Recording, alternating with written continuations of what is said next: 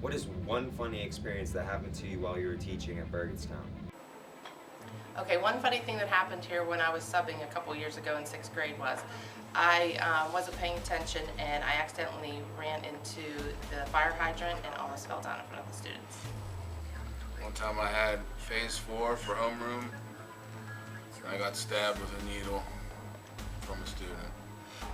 One of my most memorable moments was when a student, I play a fly swatter game in class to practice vocabulary, and I had bent over to pick up something, and one of my students took the fly swatter and hit my butt with it. The thing that I come back to is in my first year, as my first Burgettstown band trip. We were at Virginia Beach, and of course we were staying right on the ocean front, so it was a pretty nice place. And the kids thought they were going to prank me because it was my first trip with them. So they go out to the beach and they find this dead crab laying on the beach, and they bring it up and put it in the sink in the hotel room. And of course they had chaperone help to get that done.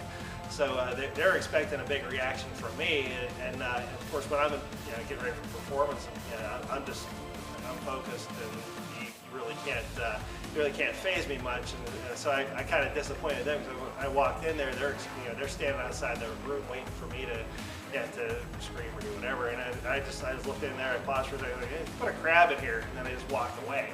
And of course they started laughing because they were expecting a bigger reaction, but I kind of disappointed them a little bit. But that's who we are. We have fun, we joke, we do good. Okay, you want to hear a funny story from my teaching experience, all right? So this is sort of a carryover story because it's not only teaching here at Burgettstown, but it's also teaching CCD at Our Lady of Lourdes, because I used to teach the 9th grade confirmation class. Well, one year, probably it's about 5-6 years ago, and all the kids there, except for 1 or 2 kids from Avella, were all kids from 9th grade here at Burgettstown anyhow. I'm in the class, and all of a sudden I hear the very loud sound of somebody passing wind, okay? The vernacular farting, okay? So naturally my reaction is, would you stop that? Everybody laughs, okay? A minute later, there it goes again. I said, hey, look, stop that. I'm not putting up with this. One of the kids says, that's not me, that's her with the baby. Because one of the kids had that baby you guys have to carry around, and take care of. So I said, if that happens again, get out of the room with the baby, okay? It happened again. I said, get out of here, all right? So she left and it didn't happen again, all right? So everybody's still laughing. All the other kids are still laughing, all right? So class is over and I think nothing about it.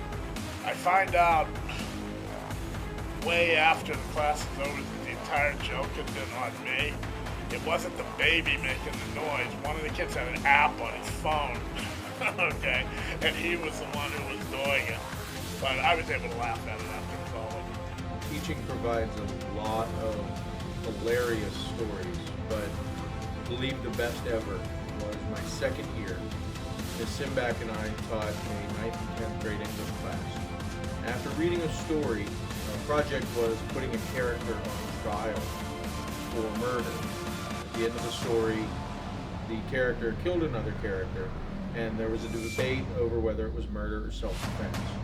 The students had to write a script and act out a court scene where they had the character on trial. There was a defense attorney, a prosecuting attorney, judge, jury, and the defendant. I offered the students to read from their script so that they got everything perfect, but one young man felt totally confident he knew he was going to do everything perfectly. They were great the entire time, and at the very end, the judge said to the students, "Does the prosecution have any further questions?" And the young man stood up and his chest was out, and with all the confidence in the world, he said, "No, Your Honor, the prostitution rests." And the other teacher and I immediately looked at each other and were shocked. A few of the kids who knew what prostitution meant laughed. Many of the other kids were just confused, and the kid who said it was mortified. He was almost crying.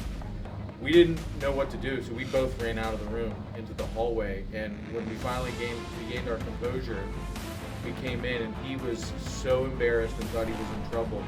And all we could do is just laugh with him and try to make him feel comfortable and let him know that he wasn't in trouble and it was an honest mistake. Those two words are very similarly pronounced, but it was something that I will never forget. And when I see kids from that class out at the mall or at the store somewhere, they always bring up that story, and it's classic.